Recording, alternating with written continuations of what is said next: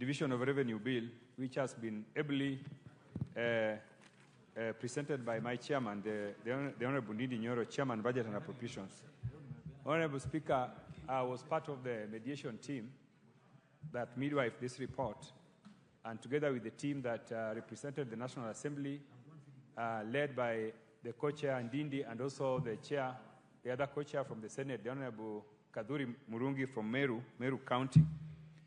I want to say that this is one of the best reports that this House is going to pass, and the amount of money which we have given to the counties has now passed the 300 figures.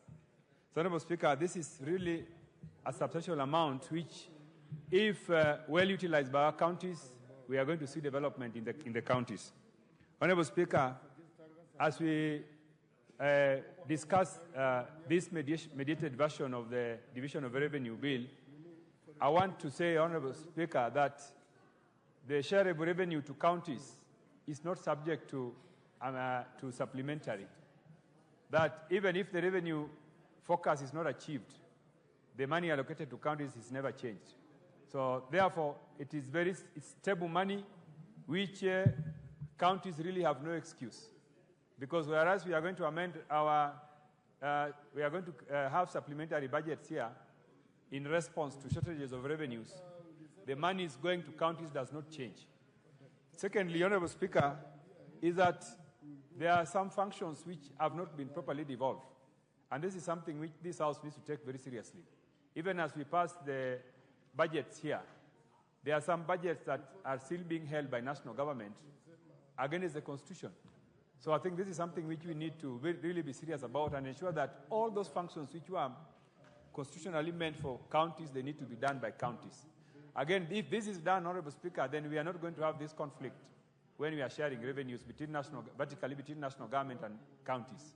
Because the argument which has been advanced by governors and even the Senate is that there are so many functions which we are still holding up here, which actually should go to the counties. Thirdly, Honorable Speaker, we are in, I think, in the 13th year of devolution. And, Honorable Speaker, there are some counties that are still ashamed. If you go to some counties, Honorable Speaker, you wonder whether they have been receiving these billions of resources.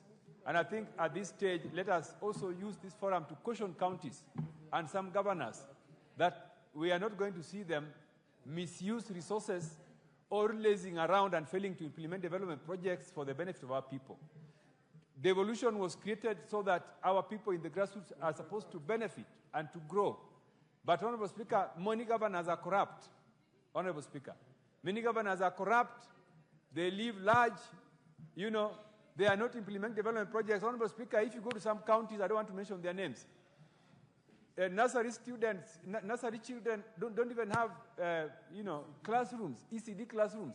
They don't exist, But governors are running around in convoys, big convoys, Honorable Speaker, there's a governor who traveled to a foreign country, or a convoy of more than 100 staff, Honorable Speaker.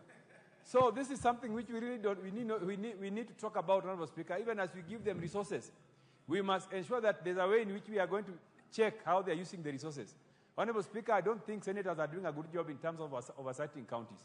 That is my personal view, because if they were doing a good job, then we would be able to see and ensure that these counties are performing the resources we give them. But senators are only interested in